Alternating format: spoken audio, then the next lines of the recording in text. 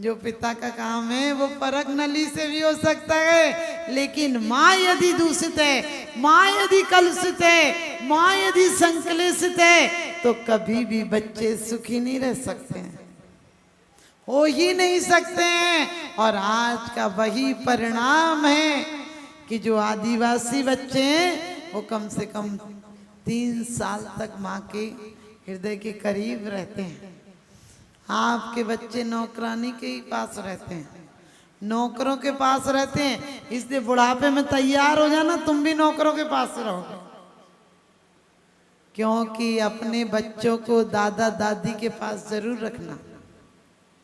वो यदि नहीं है तो कोई बात नहीं, हो तो मरने के बाद नहीं लिखेंगे कि कार्ड में कि हमारे पाप कर्म के उदय से वो चले गए। मैं कहती हूँ उन्हें इतना अच्छा जीवन दो। लेस्याएं किसे कहा है? कसाई से अनुरंजित योग की प्रवृत्ति लेस्या होती। हमारी लेस्या अच्छी रहेगी, यानी बुद्धि विवेक मति अच्छी रहेगी, तो हमारी गति अच्छी होगी, और गति अच्छी होगी तो एक दिन सदगति होगी, मरने के बाद हम दुर्गति नहीं जाएंगे। और यदि घरों में जरा भी देखिए, आज बोल तो कोई सकता ही नहीं, लेकिन बोलने की इजाजत दो उन्हें। हम जरा सी बात में कहते मेरे से ऐसे ही होगा, इसके अलावा मैं नहीं कर सकती, आपको देख लो, आपको जो करना हो, बोल देते ना, कभी कभी ऐसे ही बोल देते, कुछ बोलने की हिम्मत ही नहीं होती।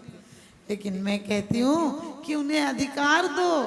उनने तुम्हारे पति को बोलना सिखाया है, चलना सिखाया है, पढ़ना सिखाया है, रहना सिखाया है, तौर तरीके सिखाए हैं। भले वो अज्ञानी हो, भले वो स्कूल में पढ़ाई आप जैसी नहीं की हो, लेकिन तजुर्बे उन्हें बहुत हैं। उन्होंने अपनी जीवन की खुशियों को देकर तुम्हारे पति को खुशियां दी, अपनी कटौती कर कर उसे पूर्ति की है। इसलिए कभी भी ऐसा बर्ताव मत करना कि वो संकलेश से जिए और तुम कार्ड पर लिखो कि पिताजी का स्वर्गवास हो गया, बेचारा नरक में वास कर रहा हो।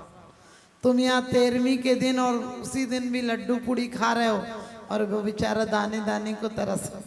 लोग कहते हैं हमने उनकी पुण्य स्मृति में की, हमने की वो तो अपनी स्मृति में कुछ नहीं कर गया। स्मृति ने अपनी याद में, अपनी याददाश्त थी तब तक कहाँ कुछ कर गया, जोड़ जोड़ के मर गया। ध्यान रखना, जीवन भर आदमी दौड़ता है धन के पीछे, धन धन धन धन धन, और एक दिन हो जाता है निधन। धन यही रह जाता है, लोग उसे बांध कर आग के हवाले कराते हैं। पीछे वालों को जाने में, मैयत में जाने की इसीलिए व्यवस्था है कि एक तो मूर्ख चला गया। अब तुम लोग मूर्खगिरी मत करना, तुम लोग बेवकूफी मत करना। पगड़ी का दस्तूर भी इसीलिए कि बेटा अब चेत जा, तेरे बाप को भी ऐसी पगड़ी बंधी थी, वो भी चला गया। अब तू भी अपनी जिम्मेदारी के साथ साथ आत्मोत्थान की जिम्मेदारी ला। लेकिन आपको ख्याल आता है क्या, पगड़ी बंधे चाहे कुछ बंधे, और लोग कहते हैं जोड़ जाएं, बच्चों को काम आएगा। मैंने कि तुम जोड़ भी जाओगे तो भी बच्चे तुम्हें बेवकूफी कहेंगे, कहेंगे इतना सस्ता जमाना था और खरीद जाते 2-4 प्लॉट। सोना खरीदोगे तो कहने लगे क्या ये बेकार की चीजें ने गलवा दो, वो गलवा ही देंगे। इसलिए कोशिश करना कि हम पत्थरों में नहीं, हम परमार्थ में लगाएंगे अपने उपयोग को, और ना तो इष्ट वियोग करेंगे। कोई कैसा भी अच्छा हो बुरा हो, पर्याय हैं, बदलती हैं। हम अपनी लेस्याओं को शुभ करेंगे। लेस्याओं को कसाए अन जानते, क्रोध मान माया लोभ होती हैं घर में, होने दो, थोड़ी बहुत तो होंगी, और करना भी चाहिए। करना भी चाहिए का मतलब घर लुटा दो तो थोड़ी काम चलेगा, कर्जा लेके दान दे दो तो भी घर की व्यवस्था बिगड़ जाएगी। लेकिन हो तो दिल छोटा मत करना, कसाई नहीं करना। अहंकार में आकर व्रत उपास मत कर लेना, घमंड में आकर मत कर लेना, क्रोध में आकर। आप लोग कभी कभी क्रोध में आकर भूखे रह जाते हो, वो उपास नहीं है, वो संकलेश में नरक जाने की तैयारी है। तो आपको इष्ट वियोग नहीं करना, अनिष्ट संयोग नहीं करना, पीड़ा चिंतन नहीं करना। पीड़ा एक जरा सी चीज हो गई, पूरे दिन उसी की गाथा गाते हैं, और आप लोगों को तो आदत भी ऐसी पड़ गई, डॉक्टर के यहाँ जाओ, डॉक्टर कहते खास बीमारी नहीं है, आप गर्म पानी के साथ अजवाइन ले लेना। सच बताना तुम्हें कितनी बेइज्जती लगती है कि हम इतने बड़े आदमी को एक गर्म पानी और अजवाइन बता दें। एक पत्नी तो डॉक्टर से बोली कि मेरा ऑपरेशन कर दो। डॉक्टर बोला कोई बीमारी नहीं, बोले अपेंडिक्स निकाल दो। तो उनने कहा क्यों? बोले सारी सहेलियां कहती हैं कि हमारे इतना बड़ा ऑपरेशन हुआ, इतना, तो हमको लगता हम क्या बताएं। एक पत्नी अपने पति से बोली देखो जी दूसरा मकान बदलो। पति बोला क्यों? तो बोले ये आप 10,000 वाले मकान में रहते हैं, हमारी सारी सहेलियां तो 20,000 वाले में रहती है। उसने कहा हमारी इतनी गुंजाइश है, हम कहाँ से लाएं, मैं इतने ही कमाता हूँ तो इतने में ही रह सकता हूँ। पत्नी बोली नहीं, मुझे बताने में शर्म आती है, आप मकान बदलो नहीं तो मैं घर चली जाऊंगी।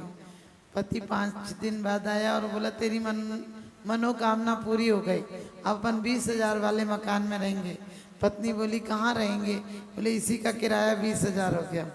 पत्नी बोली अच्छा आप सबको बता तो सकूंगी। आप समझ गए, अब बड़े परेशान हो, अब क्या करें, उसको संतुष्ट तो करना ही था। 2-3 हजार तो बढ़ ही गया होगा, क्योंकि मालिक को भी पता चल गया होगा। ध्यान रखना, हम लोग जीवन में ये क्यों करते हैं कि कोई क्या कहेगा, अरे कहने दो। हमारे बुजुर्ग बूढ़े होते हैं, हम उन्हें साइड के कमरों में ऊपर रख देते हैं कि अच्छा नहीं लगता है, आगे बैठे रहते खांसते रहते हैं, गंदा करते रहते हैं। अरे घर गंदा नहीं करते हैं, वो घर को मंदिर कर देते हैं, तुम्हें भगवान का बंदा बना देते हैं। क्योंकि यही जीव जब स्वर्ग में अच्छे परिणामों से जिएंगे, तुमने अच्छी आयु का बंध होगा और आप उसमें निमित्त बनेंगे तो आपको भी अच्छी आयु का बंध होगा। मैं ये नहीं कहती हूँ पत्नी को देते हो तो मत दो, लेकिन कम से कम पत्नी कहे कि माँ जी आपके बेटे की कमाई है, आपको जो करना हो करा करो, मैं तो बाद में आई हूँ। कभी ये मत कहा करो कि मेरा आदमी कमाता है, तुम अपने आदमी को साथ में लेके आई थी क्या? और सासों को भी चाहिए कि जब बहू के पीहर वाले आए तो तबेला समूह करके नहीं बैठ जाए, कहने जान दो उसके पीहर वाले, वो जाने नहीं। चाहे पूरे साल काम मत करो, लेकिन जिस दिन बहू के पीहर वाले आते हैं उस दिन खूब अच्छे से बहू की तारीफ भी करो, काम भी करो, और कुछ पैसा पास में हो तो उस दिन बढ़िया चाय नाश्ता में मंगा के उनको नाश्ता कराओ और कहो बहू नहीं आपने तो हीरा दिया है, हमारे घर में तो एक दिन को चली जाए तो हमें चैन नहीं पड़ती है, गारंटी से कहती हूँ तुम्हारा बुढ़ापा सुधर जाएगा। क्यों? क्योंकि 2 शब्द तारीफ के, यदि आपकी तारीफ करने से किसी का खून बढ़ता हो तो ये भी रक्तदान है, ये भी रक्तदान है। और आपके जूठन छोड़ने का खाना बचकर किसी को भोजन मिलता हो तो ये अन्नदान है। आपकी सेवा से किसी की तकलीफ मिटती हो तो ये श्रमदान है। ध्यान रखना, दान अकेले पैसे का नहीं होता है। तुम लोग सिर्फ पैसे का दान जानते हो, मैं कहती हूँ ये भी दान है। और आपके थोड़ी से सहयोग से किसी का घर चलता हो तो ये महादान है। अकेले हमने रूढ़ियां बना ली, रूढ़ियों से मत जियो। अपने जीवन को हमारे यहाँ बड़े अच्छे आचार्यों ने 4 भाग में विभाजन किया था, ब्रह्मचर्य आश्रम, गृहस्थ आश्रम और संन्यास, वानप्रस्थ आश्रम और संन्यास आश्रम, 4 भाग बांटे थे। और वो इतना विवेक का काम था। हमारे बुजुर्गों को आपने कभी डिप्रेशन में नहीं देखा। आज भले बेचारे कबूतर खाने में रहते हैं, बोले पापा मम्मी का कमरा बढ़िया बना दिया। अरे कमरे की जरूरत है? तुम्हें कोई दिन भर अपने परिवार से दूर रख के बहुत बढ़िया कोठी में रख दे, तुम्हें मन लगेगा?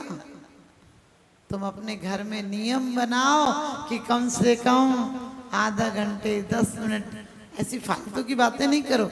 हर अपने घर में प्रार्थना करो, मेरी भावना और 24 स्तवन, पार्श्वनाथ स्तोत्र और आदिनाथ भगवान की स्तुति। आप मैं गारंटी से कहती हूँ तुम्हारे घर के कैसे भी संकट होंगे, टल जाएंगे। तुम्हारे घर में जब इतनी सकारात्मक ऊर्जा, इतनी परमात्मा की आराधना एक जगह की जाएगी बैठ के, तो आपको पता है कि घर का धुआं उड़ता है तो क्या बादल धूमिल हो जाते हैं। जब एक ही घर के शुभ परिणाम उठेंगे तो ये मुरादाबाद यदि शुभ परिणामों का मंदिर नहीं हो जाए तो क्या बड़ी बात है। तो आप लोग भी आज से ही अपने जीवन में संकलेश का त्याग कर देना और अपने घर को, अपने घट को मंदिर बनाना है। इस मंदिर में तो आना ही आना है, लेकिन उसको भी मंदिर बनाना है का मतलब हिंसा नंदी, मृषा नंदी, चौरिया नंदी, परिग्रह नंदी ये सब नहीं करना है। हिंसा में आनंद नहीं मानना है। ये दवाई डाल देना, अच्छा मैंने तेरे को बताया था ना, अच्छा रहा होगा ना। अरे क्यों बोलते हो? एक व्यक्ति ने कहा खेती ले ले, ये दवाई डाला कर अच्छी फसल होगी, और उसको ये था ये तारीफ करेगा।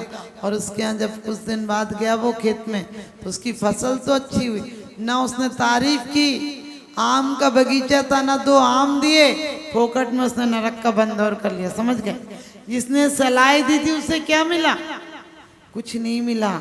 इसलिए संसार में इस तरह से रहना कि हमें चारों आश्रमों का, पहले हमारे बच्चे आज क्यों आपकी नहीं सुनते हैं? हमारे छोटे छोटे बच्चों को पहले देव दर्शन कराया जाता था, आज दूरदर्शन कर रहे हैं।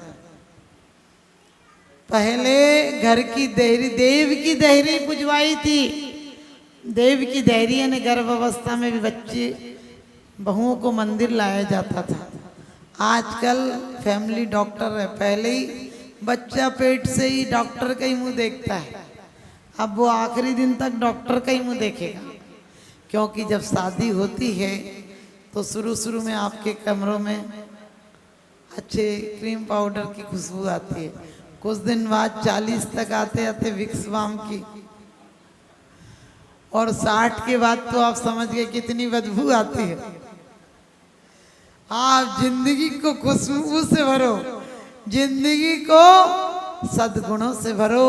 लोग कहते माता जी हमें ज्ञान नहीं है। हमने कहा ज्ञान की कोई जरूरत नहीं है। अपने अच्छे विचार रखो, बुरे विचार नहीं आएंगे। ज्ञान का मतलब अकेला उजाला नहीं है। आज बाहर का उजाला इतना हो गया कि हमारी सच्चाई की आंखें खो गई। हम लोग कहते माता जी क्रोध को कैसे दूर करें? मैंने कहा जीवन में प्रेम लाओ, क्रोध दूर हो जाएगा। क्योंकि आप दुर्जनों के सामने सज्जन आते नहीं, और आ जाएं तो दुर्जन टिक नहीं पाते हैं। हम रोज पढ़ते हैं गुण ग्रहण का भाव रहे, नीति दृष्टि न दोषों पर जावे। लेकिन आपको पता है गलत पोस्टर पे आंख जरूर जाती है, रोज जाती है वो पोस्टरों पर। और साधु संतों के चित्र होंगे तो एक दिन चली जाएगी, दूसरे दिन उठेगी तक नहीं। गलत बातें तुम्हें याद रहती हैं, और प्रवचन की बातें 2-4 बातें भी याद नहीं रहेंगी। तो एक बार एक सास के यहाँ जमाई आया। सास बड़ी कंटाल थी, यानी कंजड़ थी, कंजूस थी। तो बहुओं ने सोचा ये सास कभी तो कुछ बनाती नहीं है, आज तो बनाएगी। क्योंकि 2 लोगों से बड़ा प्यार होता है और 2 क्षण बड़े खुशी के होते हैं। जिस बार पहली बार तोरण मारने जमाई आता है तो सास फूल ही नहीं समाती है, और जिस दिन पहली बार बहू दहरी पर आती है तो सास फूल ही नहीं समाती है। लेकिन 2 दिन बड़े दुख के होते हैं। वो दिन जब बेटी घर छोड़कर जाती है ना, विदाई का समय होता है, माँ का दिल रोता है। और जिस दिन बेटा घर से नाता तोड़ के जाता है या दिल तोड़ देता है, उस दिन बहुत दुख होता है।